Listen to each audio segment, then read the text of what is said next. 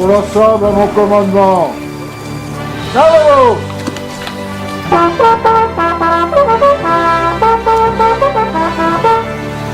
Attention pour les couleurs. Oui. Envoyez.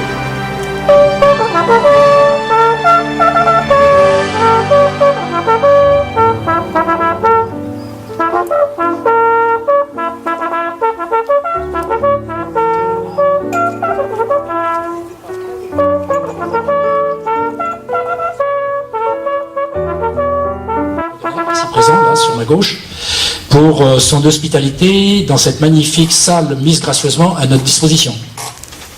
Je salue également la présence parmi nous de monsieur Lebert, directeur de l'ONAC du Finistère, ainsi que Pierre Mazet, délégué régional, sans oublier Jean Dudoret, qui doit arriver, mais qui sera là, président de la section 22, Côte d'Armor, et notre fidèle parmi les fidèles, qui nous fait l'honneur d'être là, le général Henri Savin. Il y a aussi le député, le sénateur-maire Philippe Paul, qui est tout à fait en extrémité, qui va prendre la parole d'ailleurs en premier lieu tout à l'heure, parce qu'il est retenu, il a d'autres obligations dans son fief, et il nous parlera un petit peu, et ensuite il se sauvera. L'AG se déroulera de la manière suivante. Tout d'abord, permettez-moi de vous dire le plaisir que j'éprouve, le plaisir sincère, une fois encore, à vous retrouver tous et toutes ici. Pourtant, des camarades manquent à l'appel. Et avant de commencer notre assemblée, nous allons observer une minute de silence à l'attention de nos amis disparus depuis la dernière AG du 12 janvier 2013. Ça concerne le général Lucien Labat, nageur, Pierre Le Signour, qui est décédé le 10 mars, Henri Dutheil le 10 juillet, Pierre Gobin le 23 juillet, Pierre Stéphan le 22 octobre, Georges Kefelec le 23 novembre et Georges Le Tarot cette semaine, le 15 janvier pour être précis. Voilà. Donc nous allons marquer une minute de silence. Ça a été remarqué. Notamment, le 5 décembre, cérémonie officielle à Plébin à la mémoire des victimes civiles et militaires de la guerre d'Algérie, Tunisie, Maroc. J'ai bien dit le 5 décembre. Ensuite, hommage aux paras disparus du Drakkar, notre Saint-Michel à Quimper, notre couscous à Plogonec. Chacun de nos rassemblements a été exemplaire, tant par la tenue que par le nombre. Nous sommes et restons les leaders incontestables et incontournables des associations patriotiques et régimentaires du département, et un exemple grâce à vous tous. Je vous en remercie. Nous avons tous été choqués par la reconnaissance officielle du 19 mars qui a été votée, journée de tristesse où l'impossible s'est produit. Depuis 50 ans, la FNACA menait le combat pour la reconnaissance officielle du 19 mars et ne l'avait obtenu d'aucun gouvernement. Ce choix divise la nation. À nous de continuer d'afficher notre détermination à ne pas subir l'inacceptable. Nous ne participerons donc pas à cette journée funeste. La date du 5 décembre est bien évidemment conservée et reste une date officielle de commémoration en hommage aux 30 000 morts pour la France de toutes les associations patriotiques, sauf une. Les anciens paras n'ont jamais démissionné.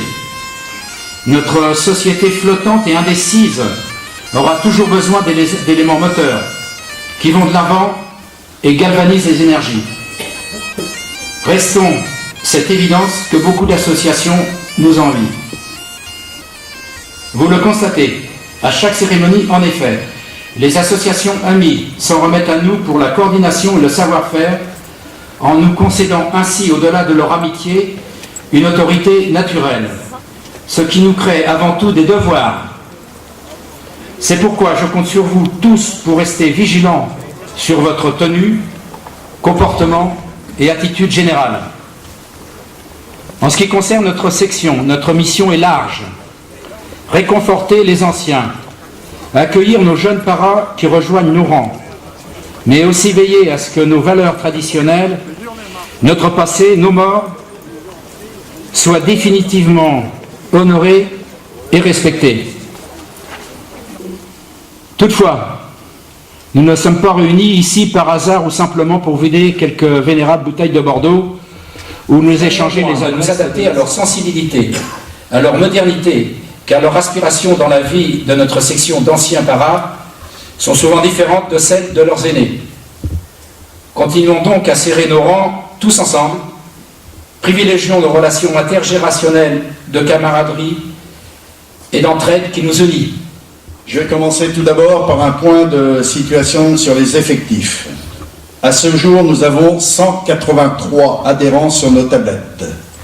Sur ce nombre, 22 ne sont pas à jour de leur cotisation 2013, malgré les relances effectuées. Alors, les relances, on les fait en douceur, hein, c'est uniquement des rappels, des messages en l'air. L'année dernière, on se rappelle que le siège avait fait des relances par courrier et ça avait pu blesser certains d'entre eux. On fait dans la douceur. Alors, malgré tout, ces personnels ont reçu malgré tout notre bulletin 29 baux, donc on ne les oublie pas. Mais vous comprendrez bien que pour des raisons budgétaires, nous ne pourrons renouveler l'opération en 2014. Ils glisseront de facto dans la liste mise en sommeil et pourront, dès paiement de leur cotisation, réintégrer bien sûr notre section. Notre section se compose ainsi de 21 amis et associés, 19 veuves, 140 brevetés, plus 3 adhérents UNP cotisant directement au siège ou dans un régiment. Soit au total 161 adhérents ayant réglé leur cotisation en 2013. Sur le plan recrutement, comme l'a dit notre président, 2013 aura été d'un bon niveau, 18 nouveaux adhérents, légèrement inférieur à l'année. Ils les ont présentés par carte en payant leur cotisation, ce qui est très bien aussi. Donc cette année, nous sommes tout aussi nombreux que l'année dernière, c'est très bien, autant que 2012, 125 convives, le nombre égal de bérets. C'est très bien, je remercie de votre présence. Ceci dit, nous allons passer au compte-rendu de l'année écoulée. Contrairement à 2012, cette année, nous avons une perte d'exploitation de 347,34 € contre un bénéfice de 1567 l'année dernière.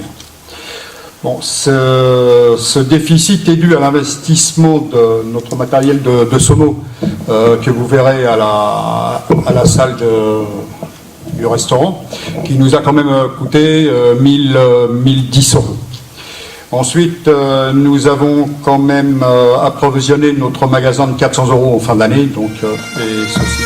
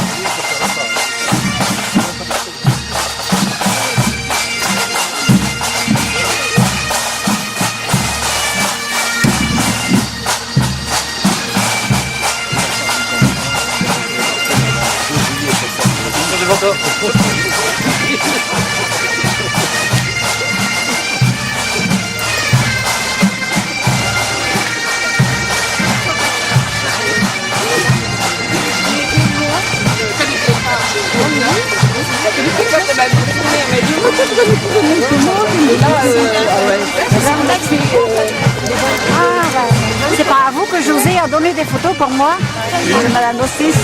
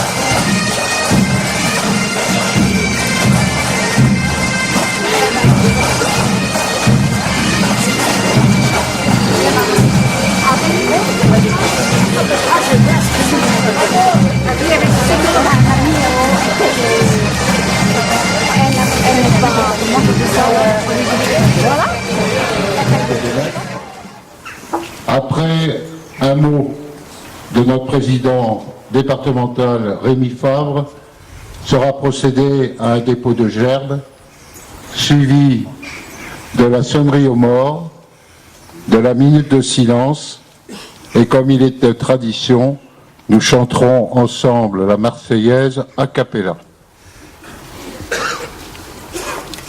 On peut poser les drapeaux là, non?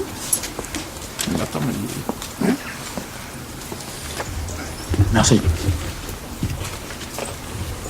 Anciens parachutistes, frères d'armes de tout grade, de toute génération, c'est avec considération que devant ce monument aux morts, je m'incline et rends hommage en ce dimanche 19 janvier à la mémoire et au souvenir des morts pour la France de Ploguenec. Nous, anciens parachutistes, avons mission d'entretenir la mémoire de nos anciens, morts héroïquement au champ d'honneur. Cette cérémonie, qui puise ses racines dans les dures et douloureuses pages de gloire et d'héroïsme des parachutistes, état d'esprit où le sens de l'honneur individuel se confond avec celui de l'honneur de la patrie, où le sens de l'amitié se dispute à celui du sacrifice, où le courage physique et moral ne laisse pas de place à la faiblesse, la lâcheté et la médiocrité. Rassemblés devant ce monument aux morts, nous rendons hommage à nos frères d'armes de toutes les époques, de 1941 à 2014, ont versé leur sang et donné leur vie pour la défense de la liberté, l'honneur de notre patrie. Associons à nos pensées tous nos camarades parachutistes qui défendent la liberté et la paix, morts au champ d'honneur depuis 2001. Tous ces frères d'armes sont dignes de leurs anciens et font honneur à la France. Alors pour nous parachutistes, il convient en cet instant de souvenir et de recueillement de rendre un vibrant hommage à tous ceux qui nous ont précédés, à ceux qui ont fait don de leur vie et de leur jeunesse à la France et ont porté haut les couleurs tricolores dans le monde. C'est l'honneur des vivants de se souvenir. C'est l'honneur de l'Union nationale parachutiste que de témoigner à tous les combattants de toutes les époques, de tous les conflits, de toutes les générations, son éternelle fidélité et sa profonde reconnaissance. Dépôt de gerbes.